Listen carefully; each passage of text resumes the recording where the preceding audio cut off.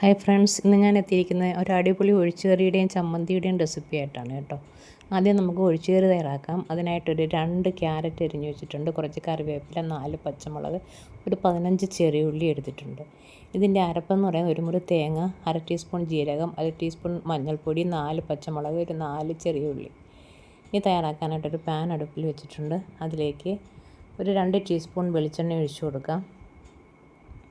വെളിച്ചെണ്ണയിൽ തന്നെ തയ്യാറാക്കാൻ നോക്കണം കേട്ടോ, അതാണ് ടേസ്റ്റി കറിക്ക്.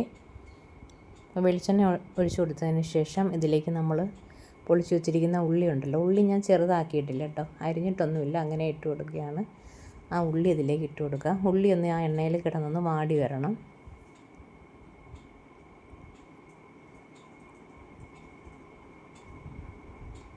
ഉള്ളിയൊക്കെ ഒന്ന് വാടി വരുന്ന സമയത്ത് നമുക്കിതിലേക്ക് എടുത്തു വച്ചിരിക്കുന്ന 4 പച്ചമുളക് ഉണ്ടല്ലോ, അതുകൂടി ചേർത്ത് കൊടുക്കാം. ഉള്ളി ഒന്ന് വാടി വന്നിട്ടുണ്ട്, ഈ സമയം പച്ചമുളകും ചേർത്തിട്ടുണ്ട്. ഇനി അതും കൂടി ഒന്ന് വാടി വരട്ടെ. വാടി വരുന്ന സമയത്ത് നമുക്ക് അരിഞ്ഞു വെച്ചിരിക്കുന്ന ക്യാരറ്റ് ഇതിലേക്ക് ഇട്ട് കൊടുക്കുക. 2 ഇടത്തരം ക്യാരറ്റാണ് ഞാൻ അരിഞ്ഞു വെച്ചിരിക്കുന്നത്. അത് നെടുകയൊന്ന് കീറിയിട്ട് ചെറിയ കഷ്ണങ്ങളാക്കി വെച്ചിരിക്കുകയാണ്. അപ്പോൾ ഏത് ഷേപ്പ് വേണമെന്ന് നിങ്ങൾക്ക് തീരുമാനിക്കാം, ആ ഷേപ്പിൽ ഇത് കട്ട് ചെയ്തെടുക്കാം കേട്ടോ. അപ്പോൾ ഇനി ഇതൊന്ന് ആ എണ്ണയിൽ കിടന്നൊന്ന് വാടി കിട്ടണം. വാടിയതിന് ശേഷം നമുക്കിതിലേക്ക് ആവശ്യത്തിന് ഉപ്പും കുറച്ചൊരു 1/2 കപ്പ് വെള്ളവും കൂടെ ചേർത്ത് ഒന്ന് മൂടി വെച്ച് വേവിച്ചെടുക്കാം. ഇത് വേവുന്ന സമയം കൊണ്ട് നമുക്ക് അരപ്പൊന്ന് നന്നായിട്ട് അരച്ചെടുക്കണം. നമ്മൾ ഒഴിച്ചു കറിക്ക് അരയ്ക്കുന്നത് പോലെ അരപ്പ് അരച്ചെടുത്ത് വെക്കണം കേട്ടോ. കുറച്ച് വെള്ളം ഒഴിച്ചു കൊടുത്തിട്ടുണ്ട്. നമുക്ക് ഇതിനെ ഒന്ന് മൂടി വെക്കാം. അപ്പോൾ മൂടി വെച്ച് 5 മിനിറ്റ് കഴിഞ്ഞ് നോക്കിയപ്പോൾ ക്യാരറ്റൊക്കെ വെന്ത് വന്നിട്ടുണ്ട്. അപ്പം നമുക്ക് അരച്ചു വെച്ചിരിക്കുന്ന അരപ്പ് ഇതിലേക്ക് ചേർത്ത് കൊടുക്കാം. അത് നന്നായിട്ട് മിക്സ് ചെയ്യാം. മിക്സ് ചെയ്തതിന് ശേഷം അരപ്പ് അരച്ച മിക്സിയുടെ ജാറുണ്ടല്ലോ, അത് കഴുകി കുറച്ച് വെള്ളം കൂടി ഇതിലേക്ക് ചേർത്ത് കൊടുക്കുക. ഒരുപാട് വെള്ളം ആകരുത്. നമ്മൾ ലാസ്റ്റ് ഇതിൽ തൈര് ചേർക്കുന്നതാണ് കേട്ടോ, അതുകൊണ്ട് ഇത്രയും വെള്ളം മതി. ഇത് നന്നായിട്ട് മിക്സ് ചെയ്ത് ഉപ്പുണ്ടോ എന്നൊന്ന് നോക്കാം. ഉപ്പ് ഞാൻ നോക്കിയപ്പോൾ അല്പം കുറവായിരുന്നു, അങ്ങനെ ലേശം ഉപ്പ് കൂടി ഞാൻ ചേർത്ത് കൊടുത്തിട്ടുണ്ട് കേട്ടോ. ഇനി ഒന്നും കൂടി നന്നായിട്ട് മിക്സ് ചെയ്തതിന് ശേഷം നമുക്കിതിനെ ഒന്ന് മൂടി വെച്ച് 2-3 മിനിറ്റ് ഒന്ന് തിളപ്പിച്ചെടുക്കാം.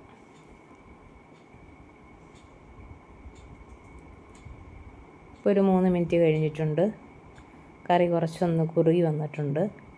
ഈ സമയത്ത് നമുക്ക് സ്റ്റൗ ഓഫ് ചെയ്തതിന് ശേഷം 1 കപ്പ് തൈര് വിസ്ക് വെച്ചൊന്ന് അടിച്ചു വെച്ചിട്ടുണ്ട്, അത് ഇതിലേക്ക് ചേർത്ത് കൊടുക്കുക. മിക്സിയിൽ അടിച്ച് ഒരുപാട് നേർപ്പിക്കേണ്ട കാര്യമില്ല, കുറച്ച് വിസ്കോ അല്ലെങ്കിൽ സ്പൂണോ വെച്ച് ഒന്ന് അടിച്ചെടുത്താൽ മാത്രം മതി കേട്ടോ. അപ്പോൾ ഈ കറി എന്ന് പറയുന്നത് ഒന്ന് അല്പം കുറുകിയിരിക്കണം, ഒരുപാട് വെള്ളം പോലെ ആകാൻ പാടില്ല. അപ്പോൾ ഇത്രയും മതി. ഈ സമയത്ത് ഞാൻ ഉപ്പ് ഒന്നുകൂടെ നോക്കിയിട്ടുണ്ട്. അതിനുശേഷം ഇതിലേക്ക് കുറച്ച് താളിപ്പൊടി ചേർത്ത് കൊടുത്തിട്ടുണ്ട്. അതിന് 3 ഉണക്കമുളകും കുറച്ച് കറിവേപ്പിലയും കുറച്ച് കടുവും കൂടെ 1 ടീസ്പൂൺ വെളിച്ചെണ്ണയിൽ പൊട്ടിച്ചിലേക്ക് ഒഴിച്ച് കൊടുത്തിട്ടുണ്ട്. അപ്പോൾ അടിപൊളി ടേസ്റ്റുള്ളൊരു ഒഴിച്ചുകറി ഇവിടെ റെഡി ആയിട്ടുണ്ട്. ഒരു 5 മിനിറ്റ് മൂടി വെച്ചതിന് ശേഷം മാത്രം വിളമ്പിയാൽ മതി കേട്ടോ. ഇതിനോടൊപ്പം ഞാൻ തയ്യാറാക്കുന്നത് ഒരു ചമ്മന്തിയാണ്. ഈ ഒഴിച്ചുകറിയും ഈ ചമ്മന്തിയും ഉണ്ടെങ്കിലുണ്ടല്ലോ അടിപൊളി ടേസ്റ്റുള്ളൊരു 2 കറികളായി കേട്ടോ. അപ്പോൾ ചമ്മന്തി എന്ന് പറഞ്ഞാൽ വെറും ചമ്മന്തിയല്ല, പപ്പടം കൊണ്ടുള്ള ചമ്മന്തിയാണ് ഞാൻ തയ്യാറാക്കാൻ പോകുന്നത്. അപ്പം അതിനായിട്ട് ഞാൻ 2 സവോള അരിഞ്ഞു വെച്ചിട്ടുണ്ട് കേട്ടോ. ഇടത്തരം സവോള 2 എണ്ണം അരിഞ്ഞു വെച്ചിട്ടുണ്ട്. ആ പപ്പടം ചമ്മന്തി ഉണ്ടല്ലോ, നല്ല അടിപൊളി ടേസ്റ്റുള്ളൊരു ചമ്മന്തിയാണ് കേട്ടോ. അപ്പം നമുക്ക് ആദ്യമേ കുറച്ച് സാധനങ്ങളൊക്കെ ഒന്ന് വറുത്തെടുക്കണം. അതിനായിട്ടൊരു പാനിൽ 2 ടീസ്പൂൺ വെളിച്ചെണ്ണ ഒഴിച്ചു കൊടുത്തിട്ടുണ്ട്. വെളിച്ചെണ്ണയിൽ തന്നെ ചെയ്യണം കേട്ടോ. 2 സവോള, ഇടത്തര സവോള അരിഞ്ഞു വെച്ചിട്ടുണ്ട്, അതും ഇതിലേക്ക് ചേർത്ത് കൊടുക്കാം. സവോള നമുക്കൊന്ന് ചുമക്കയൊന്ന് വറുത്തെടുക്കണം, നല്ല ചുമന്ന് കിട്ടണം. എന്നാൽ ഒരുപാട് ക്രിസ്പി ആവുകയും വേണ്ട, നമ്മൾ ബിരിയാണിക്കൊക്കെ വറുക്കുന്നത് പോലെ അത്ര ക്രിസ്പി ആവണ്ട കേട്ടോ. ഒന്ന് ചുമന്ന് വരുന്ന സമയത്ത് നമുക്കിതിനെ ഒന്ന് കോരി മാറ്റാം. നന്നായിട്ടൊന്ന് വാടി വരട്ടെ, അതുവരെ നമുക്ക് ഇളക്കി കൊടുക്കാം.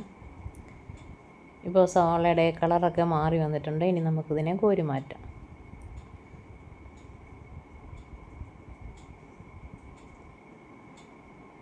സവാള എല്ലാം കോരി മാറ്റിയതിന് ശേഷം അതേ പാനിലേക്ക് ഒരു 6 ഉണക്കമുളക് ഇട്ട് കൊടുക്കും. സാധാ മുളകാണ് ഇട്ട് കൊടുക്കുന്നത്.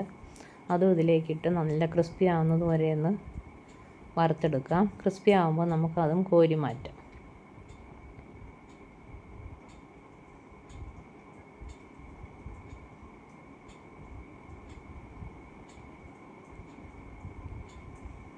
മുളകിൻ്റെ കളറൊക്കെ ഒന്ന് മാറി വരട്ടെ.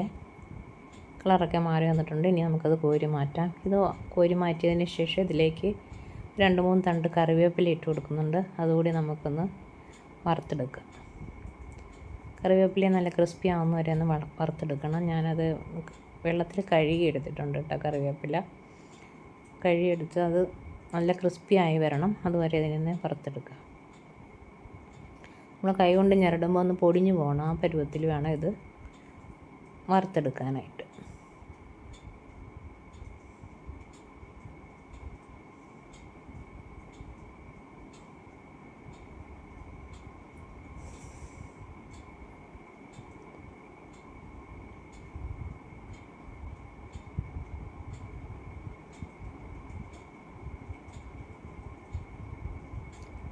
കറിവേപ്പിലയും റെഡിയായി വന്നിട്ടുണ്ട്. എല്ലാം കോരി മാറ്റിയിട്ടുണ്ട്. ഇനി നമുക്കിതിലേക്ക് ഇതേ പാനിലേക്ക് തന്നെ കുറച്ച് എണ്ണ കൂടി ഒഴിച്ചു കൊടുത്തിട്ട് പപ്പടം വറുത്തെടുക്കാം. ഞാൻ 10 പപ്പടം എടുത്തിട്ടുണ്ട്. അത് ചെറിയ ചെറിയ കഷ്ണങ്ങളാക്കി മുറിച്ച് വെച്ചിട്ടുണ്ടായിരുന്നു കേട്ടോ. എണ്ണയൊന്ന് ചൂടായി വരുന്ന സമയത്ത് ആ മുറിച്ച് വെച്ചിരിക്കുന്ന പപ്പടം ഇതിലേക്ക് ഇട്ട് കൊടുക്കാം. കുറച്ച് എണ്ണ ഞാൻ ഒഴിച്ചു കൊടുത്തിട്ടുണ്ട്. ഒരുപാട് എണ്ണയൊന്നും ഒഴിക്കേണ്ട കാര്യമില്ല കേട്ടോ. കുറച്ച് എണ്ണയിൽ നമുക്കിത് വറുത്തെടുത്താൽ മതി. കാരണം ചമ്മന്തിക്കാണല്ലോ.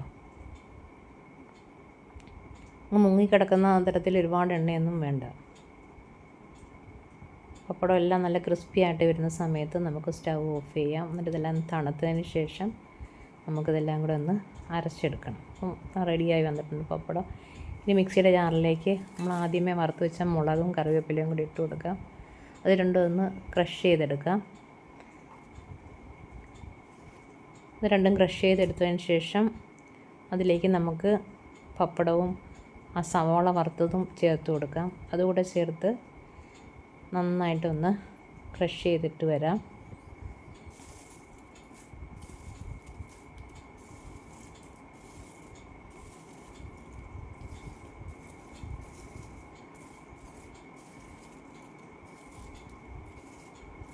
പപ്പടമൊക്കെ ഓരോരുത്തരുടെ ഇഷ്ടത്തിനനുസരിച്ച് എടുക്കാം കേട്ടോ. ഞാനിവിടെ ഒരു കെട്ട് പപ്പടം 10 എണ്ണം ഉണ്ടായിരുന്നു, അതെടുത്തിട്ടുണ്ട്.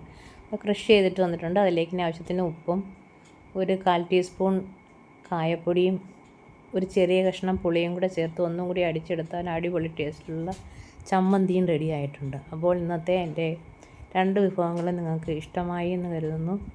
ഇഷ്ടപ്പെടുകയാണെങ്കിൽ എല്ലാവരും ലൈക്ക് ചെയ്യുക, ഷെയർ ചെയ്യുക, കമൻറ്റ് ചെയ്യുക, ചാനൽ സബ്സ്ക്രൈബ് ചെയ്യുക. അതോടൊപ്പം തന്നെ കൈപ്പൊടി ചെയ്യുക. Okay, thank you.